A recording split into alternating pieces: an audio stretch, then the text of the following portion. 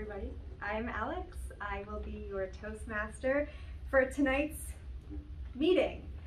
I chose the theme of the last third in terms of the time of year for this meeting, based on, of course, the fact that we are in our last couple days and weeks of summer, transitioning into Labor Day and into fall.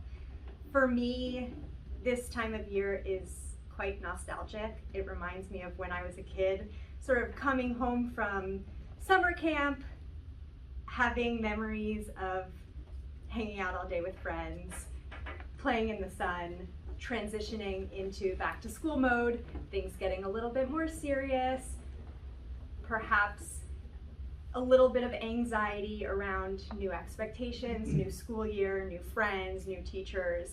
And so I always think about that and sort of have that sentiment around this time of year. However, now that I live in San Francisco and we don't have the cold weather coming in addition to all of the back to school anxiety, I like to be a little bit more optimistic about this time of year.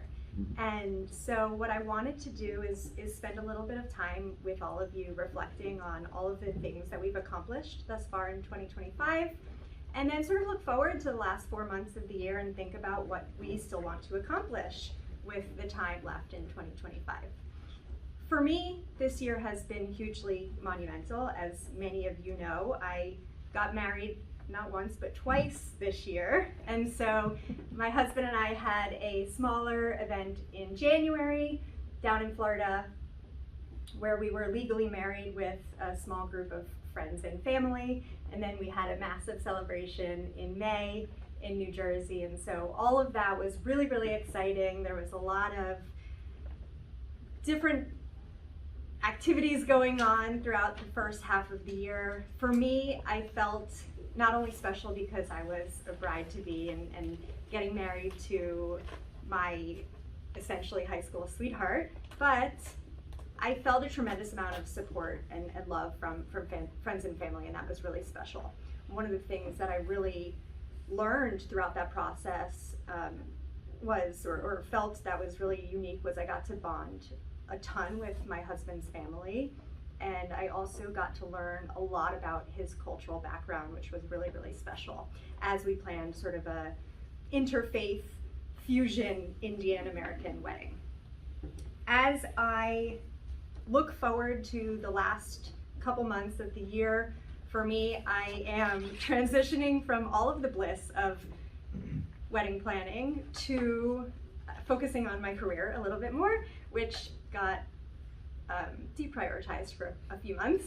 So I will be focusing on looking for my next role at work, looking for more leadership opportunities, and really taking my next step, hopefully with an in-person role in San Francisco.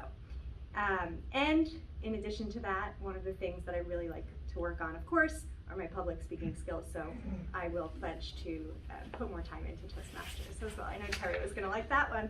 So that said, I'm looking forward to listening and learning about all of your proudest accomplishments of 2025, in addition to what you still want to do with the rest of the year. I did ask you on the way, as you were all coming over, to think about your proudest moment of 2025, and so I'll ask for anybody that has a role, or for our guests when you do your introductions, just to share what that proud moment is. John and Richard, since you're giving speeches, I will let you choose whether or not you want to do that. You could do it before your speech or after, totally up to you.